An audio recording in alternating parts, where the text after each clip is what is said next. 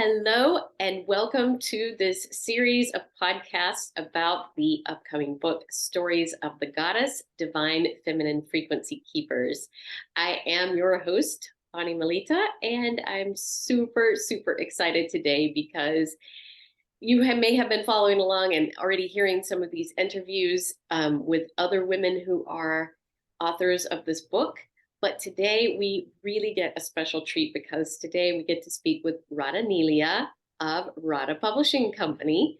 So I am super excited to welcome you to our set. Radhaa, thank you very much for coming today and sharing with us. It's just a pleasure to have you. Thank you. So honored to be here and so loving being in your divine presence. Oh, thank you so much. It's a mutual enjoyment there, definitely. So, for those of you who don't know about Radhaa or about her publishing house, she has got just a very rich series of books that they have put out into this world, and the newest one being Stories of the Goddess that we are about to send out into the world with its wings and let it fly where it needs to go. And so, Radhaa, I would love to hear anything that you would like to share with us right now about any of your past projects. Absolutely. Well, this is something that I kind of got into. It was sort of a directive that I was invited to step into after I left, Hollywood and producing and PR. I went to the Appalachian Mountains and I was just sort of a blank slate. And this directive came to me that it was really important to gather the voices of different people from different parts of the world, that it doesn't matter where you are, but people are starting to put the puzzles together, putting their voices together, kind of starts to create this beautiful mosaic of different human experiences, whether it be through the starseed experience, the awakening experience, or the divine feminine or goddess archetypes. There is this incredible awakening happening on Earth. And, some people are part of that awakening, some people are poo-pooing it.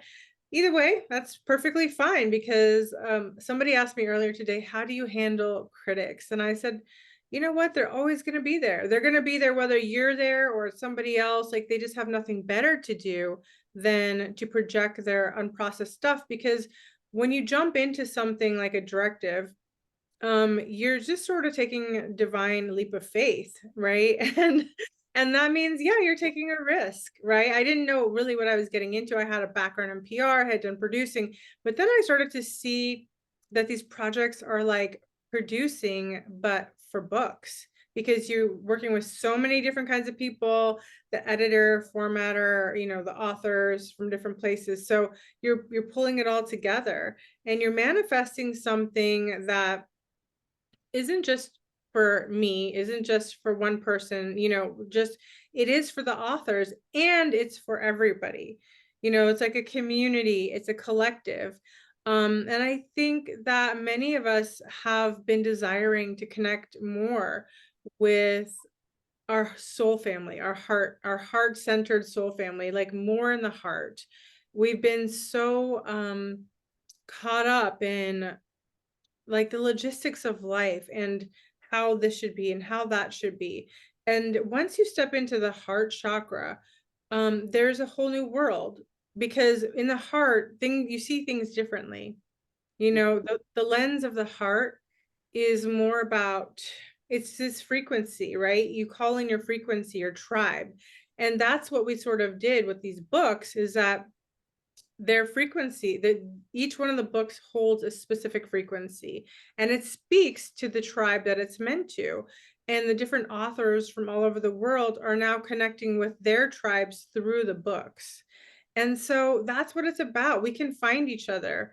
It's a beautiful world, and we're not meant to just be in the little bubble that wherever we are, our bubble can expand into other places, other connections. And so these books really serve a purpose of letting people know they're not alone during these really wild times, because the world is changing rapidly. And in the past, in the very, very far past, communities would come together around fireplaces, right? We would tell stories to each other. And that's how we learned stories. They were handed down. We don't really have the structures of those, those kinds of ways of gathering that we used to. We can go on retreats and do them, and I have done them many times, but there's other ways we can do them where we don't have to gather and take a plane. We can gather online. We can use Zoom, and we do these kind of like get-togethers or roundtables, circles, and we start to create this energy and vortex. And then we bring in sort of, each person brings in a jewel into the book and lays it out. And can you imagine, the book is filled with different women's experiences, perspectives, the jewels of their heart are in this book. It is encoded with frequencies that are here to help other women remember that there is a goddess that lives within you, that we are all aspects of the many archetypes, that one woman will relate to one story really strongly because she's going through that theme in her life. Mhm. And that is sort of an anchor, right? Because we need anchors right now so that we can drop in and know, oh my God, I'm not alone. Everybody thinks they're all alone. And in many ways, like, we are journeying alone, but we still have our tribe and we have our sisters. And bringing sisters together is very important. It doesn't mean we're all perfect or we have to be in a cool club. Come as you are, because that's the truth, right? We are all where we are, not a level of perfection, but we are all working through this multi-dimensional paradigm and through our multi-dimensional selves. And so the goddess really helps us to remember our archetypes that we have access to. It strengthens us. And that is my hope for this book, is that women remember their divine frequency, and that they can, access that. And we lend courage to others when we share our story. So let us all be encouraged to step more into who we are, perfectly imperfect, because if it's okay, I'd like to share just like one of my favorite goddesses with you. Of course, absolutely. And that Yeah, is absolutely. very unwell known goddess named Akalandeshwari. And she is the broken, never not broken goddess. She's a Hindu goddess, but the whole thing of her is she really relates to us as women, because there is something about this world where we have amnesia, right? We're all trying to get back into our divine remembrance. We drop in sort of in agreement to forget, right? That's just a temporary thing, but we all do that. And then along the way, we get these divine, somebody will read your chapter, Bonnie, and be like, oh, I just remembered something. I remembered something about me, about my soul, about my purpose. I remembered something that is awakening something and blooming something in the garden within me. And these little awakenings, these little blooming, they don't happen all at once. It's this little bloom here, and it's profound, and we savor that. And then another one, we savor the whole process. But Akalandeshwari reminds us that we did not come here to be perfect, because a goddess could not come onto earth and be her in her purest divine perfection. The reason is because this earth is simply too dense.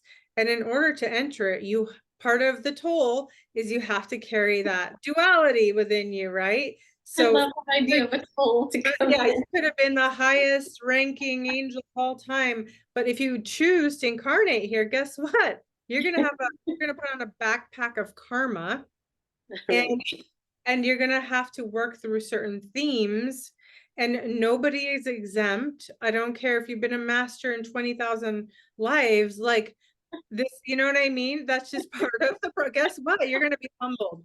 Every one of us is going to be humbled, and we are. And I can say, yep, I've been humbled, and it happens every day, Absolutely right. Miracles happen every day and magic happens every day, and the goddess is with us every day. So I love Akalendeshwari because she is that divine reminder that it's okay to have that broken part of us, Right. and that's part of this humanness, and that we can also have this like perfection part of us that is divine. Mhm. And they both go together in this, so really embracing that, I think that's one of the most important things, because this delusion that sometimes we're just going to be in divine perfection on earth. Like, do you see what's going on in the world? Like, we're all being affected. What's going on in the stars? Like, we are affected. And not only that, many of us, like yourself, like we really here are we're transmuting big themes too. Right. So when you, like in your chapter, so beautiful, you're taking such a big theme, and you're processing through it, and you're transmuting some of the, even some of the fear around this, and you can speak on it. Please speak on it, your chapter. Well, so my chapter is about, for those who don't know, my mom flew away with the angels not a long time ago. And mom and I had an incredibly close relationship. I mean, we were so interwoven. Of course, we're all very interwoven with our parents anyway, but we consciously and intentionally, wove our lives together because we had a great affinity for one another.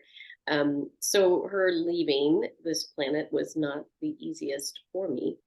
Um, but as everyone must do, I had to look at the process of, once they are gone from the body, then what, and so fortunately I had directives from her. Nevertheless, her directives weren't exactly congruent with what is common in society right now, at least not in American society. And so actually carrying out her directives posed some interesting challenges. First of all, because it was different than what typically happens. And second of all, because, it made me have to really look deep and Mm. face the situation. And, I think oftentimes we don't want to face a situation, and there are plenty of opportunities when you're going through that process to throw money at someone who will make sure you don't have to deal with it. And I realized that I really didn't want to do that. And, that wasn't what she wanted anyway.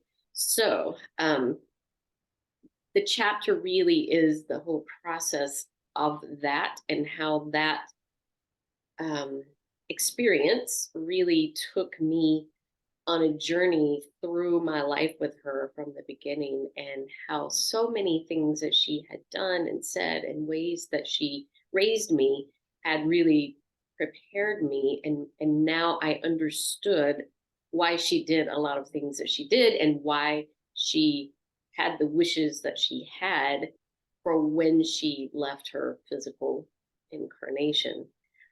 And so, yes, I'm super grateful to have had the opportunity to write that, and I'm super grateful to you, Radha, for putting that opportunity before me. I don't know at that time, I was so numb, and we were talking, and I was, sharing that experience with you, and you had the wisdom and the foresight to say, if it's not too soon for you, would you write about that?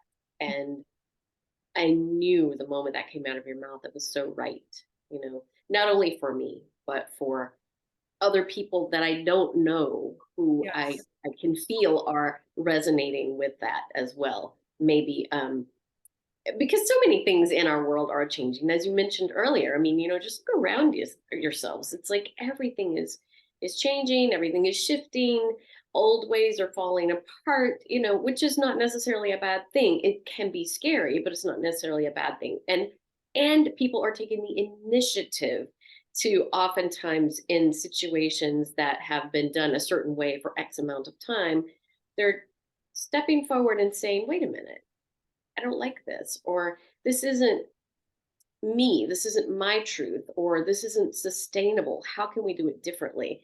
And so everything about this particular piece of my journey, really, I deconstructed and really took apart even the wording around it, even the words that we use.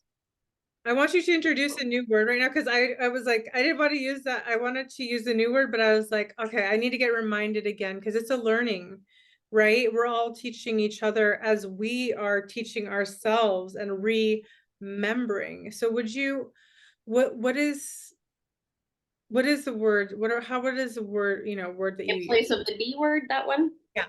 Um, Yes.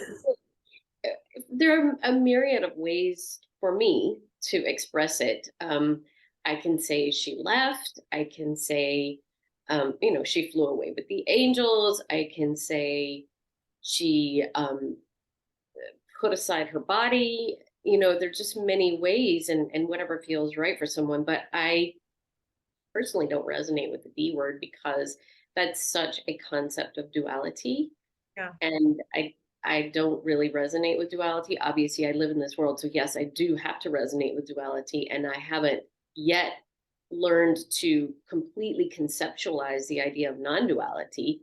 But Mm, on that particular point, I feel very strongly on not looking at that as a dual situation, because I feel that where there is life, it can never cease to be.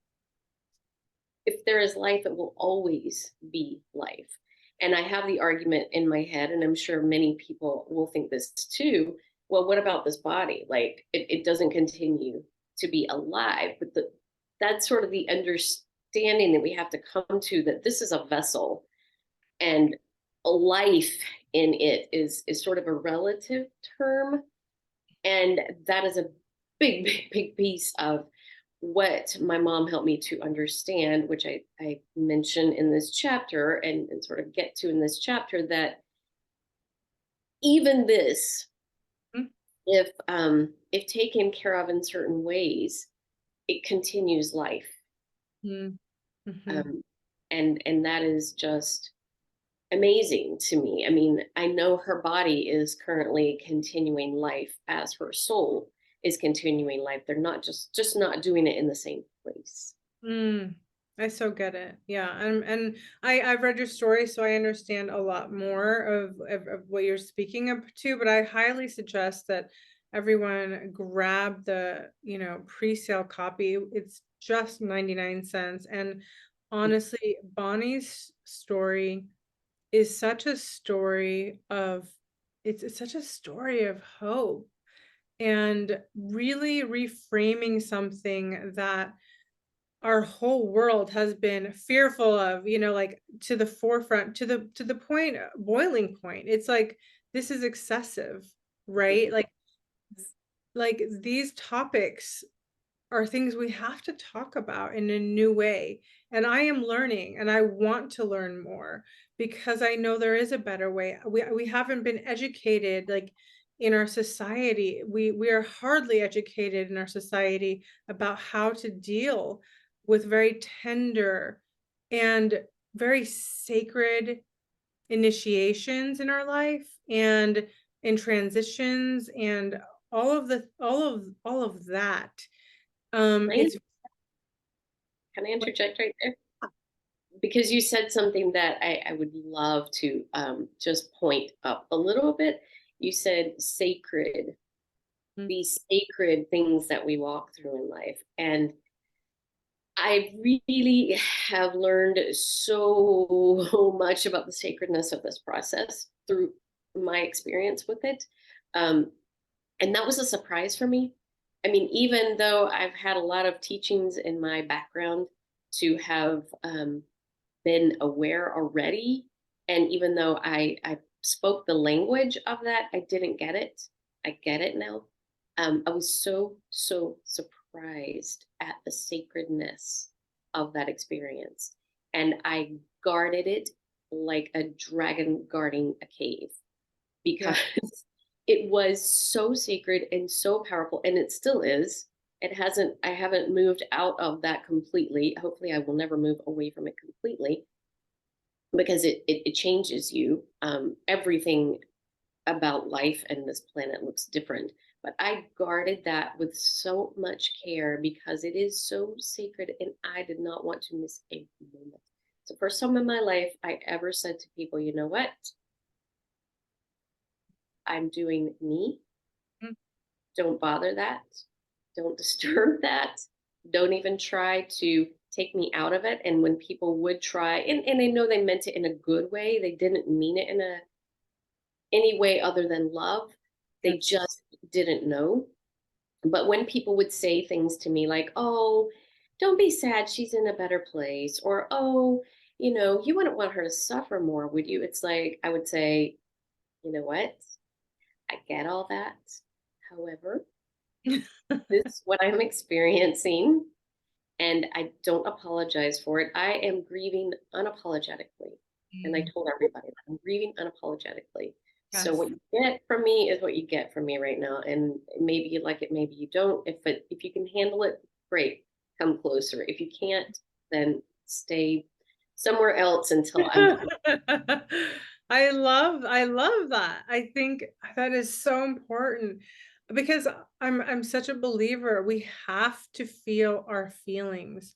We have to process it, good, bad, ugly, and even and the deepest of griefs. And it's so important. There actually it's not, and that is not ugly. That's beautiful. There's so much beauty in taking in like the it's like all the gratitude, everything. It's taking it in. Why do we grieve? Because we love so much. And oh, I don't want to get started. I'm about to cry I now. actually read a quote the other day that, and I forget who it was. Maybe it was Rumi. I don't remember for sure, but it was something to the effect of the deeper your grief, Yeah. the deeper the love. Yes. Yes. And so there's something absolutely so radically beautiful. And our world always tells us the opposite. Everything feels inverted. Like, don't grieve, just push it under the rug. Just do this, just do that. And why are people so sick? You know what I mean? Everybody has illness. And why? Because when we push our emotions back into our body and we don't process it, alchemize it, honor honor it, it turns on us. It is a messenger. You're not listening, you're not paying attention, you're not even living your life. Now we're going to stop you and make you look. So it is so important and so sacred. And it's really about bringing the sacredness. It's really priestessing is what it is, because Mhm. priestessing is bringing back the sacred into our everyday lives in everything we do. And it is absolutely the most sacred thing I have ever done. Hmm.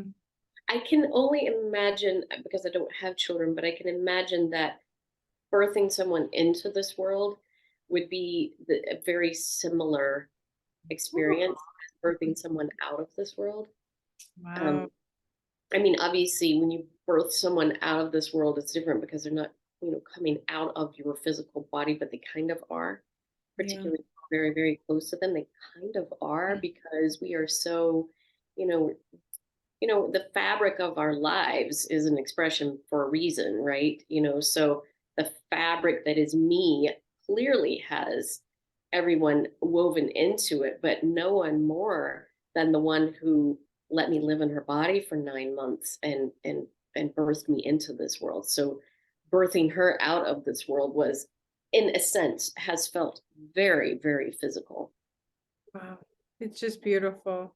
I could talk to you about this all day because I just, and I will. I think we should have more conversations about this. But you guys really need to get a copy of the book and really get, to Bonnie's chapter. But all of the women, like another woman talks about birthing, right? So I just love, and that's what I called in, is women who've had really important themes Mhm. in their life with different archetypes, because it is through the themes we learn so much, through the themes, through the archetypes, this is how we actually really learn, you know, really in the subconscious, and the conscious level too is through archetypes. We used to have more mythology and things like that, but even the mythology's gotten a really, you know, misconstrued. And so we're trying to bring back the sacred through this book and through the women's voices and the themes that women go through in our lives. There's so much that goes on behind the scenes that nobody sees. You know, they just see a happy Facebook picture, but the truth is we all have stories inside of us, stories that are deep and profound and life-changing, and that can touch another. Because when we dare to share our stories, we are alchemizing and healing for ourselves, but also that is an offering to another. That is how I always think about storytelling. It is not just for the self. It is an offering. It is a gift. This is the fruit of what I've been alchemizing. Like, you know, you don't have to love it and you may not resonate with it, but for somebody it could be the nourishment they need. And so I find it in a world that seems to be less and less connected. You know what I mean? In so many ways, we now have different AI things. We could just turn off everything and be in a virtual world. But where's our humanity? And that is why storytelling and why I do the work that I do at this time, because I don't know if I'll do it forever, but right now it's a divine assignment, and birthing stories into the world is part of that. Being a creative doula is very important because I can see the value. It is a gift, and it's a gift for others now, and also after we all leave, we left something beautiful and we put our hearts into it, our spark. And the person reading it, they will get that, you know, they will get to feel that. It's something I wish that like my ancestors had done. Because I couldn't imagine reading a book that my great great grandmother wrote, you know, or even wrote a chapter in. I would get such a sense and understanding of her essence, perspective, and what that time was like. And we are all doing sort of timestamps of this now moment before this really radical shift, which is occurring in real time. And to me, that's just so special. You know how people used to do like they would bury like in high school, like you'd put something in there and then you do a time pod Right, and right. carry it. I mean, I think that writing a chapter in a book is like that too. It is so relevant for the now, but it's also really relevant for the future generations. We don't know what the future will be like for them, but maybe they could tap into something from Well, this. it's time capsule. And I think this is exactly why we still have these goddess archetypes. I mean, someone somewhere told the stories and eventually wrote these stories of these goddess archetypes. And look, here we are now on this. Here we are using those as guides for our lives and then sharing that through this book for other people to share, you know, in another way. And I think that that is absolutely, you're spot on, Radha. It's beautiful. So I just wanted to thank all the women that are part of this. Thank you for showing up and saying yes. Thank you for sharing your, you know, your heart and the consciousness that you're embodying right now, and the wisdom. And you know, like I said, it's not about just creating something that's glossy and perfect. You know, the rawness and the realness is what is a two key ingredients of what makes a story a really great story. And the women have showed up and they have shared. And I just want to take a moment to honor all the women that are part of this, and also thank the goddess for giving me this download to do this. And everyone that's going to get a copy, thank you in advance for supporting us. And also, I hope you get so much out of it. We love your feedback. Please leave us a review. If you loved, so if someone's story just resonated with you, let them know, because they put their hearts into this and it means the world. So thank you so much. I want to just quickly come back to two things. One is something you said in the beginning, and now you just sort of brought it up again, and that is that concept of perfection and feeling that we have to show up and be perfect in our lives. And you know, that is so, so important. And I think that that's one of the main things that, you know, if even one person gets that from this book, I will be so happy. But if we can all, as a human race, sort of stop this perfection thing and realize that really the only perfection is in the imperfection. My mom was an artist, and she was very keen often on leaving things in her work that weren't quite perfect, Mm, because there was sort of that Native American heritage of hers that came through in that way, and that understanding that the only perfection is in the imperfection. They can't have total perfection. So I want to thank you for showing up and having this amazing, divine project that you have shown up for. And I know you must have been in the past, and probably still are, and probably will be at times in the future, terrified, scared out of your mind, that you're not going to do something right or perfect, but you're showing up and you're doing it anyway. And that is so beautiful. And I so honor that in you. And I'm so grateful to you for that. So, yeah, thank you. And the other thing that I wanted to just share with you quickly, you said something about that you wish that your ancestors had written a lot of things down. Could you imagine reading your great grandmother's words, or whatever? And I just wanted to share with you, I don't think I have mentioned this to you, but my mom, it was about a month and a half, maybe 2 months before she took flight. She said to me, I was helping her one afternoon, and she looked up at me. She was a tiny little thing. And she looked up at me and she said, "You know what I want to do when I get better?" And I said, "What, Mom?" And she said, "I want to write a book." oh, oh, goosebumps. And so that was a little bit before you reached out to me about this book.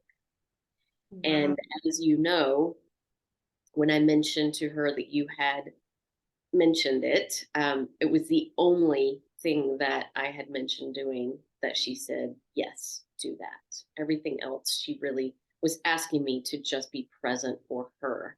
But that she wanted me to do. And of course, naturally, as I was writing my chapter, she was so present. She was absolutely writing with me, through me.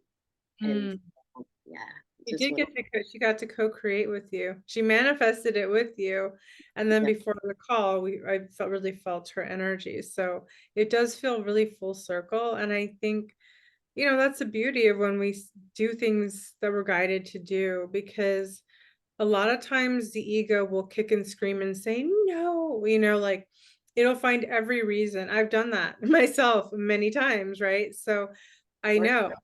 But, sometimes we just have to get out of our own way and show up even when it feels like, I don't know how I'm gonna show up, but here I am, you Mhm. know? Here I am. So, thank you for saying Absolutely. yes, showing up, and so beautiful. Much love and blessings to you all, and I so look forward to hearing some feedback on the book, so please reach out to us, connect to us. We're on Facebook, and we'd love to connect with you. Until next time. Yes, thank you so much, Radha. And again, just to reiterate, don't forget March 23rd, just a few days away, is pre-release. So please, please get your copy for 99 cents. And we hope you enjoy. Thank you so much for being here today.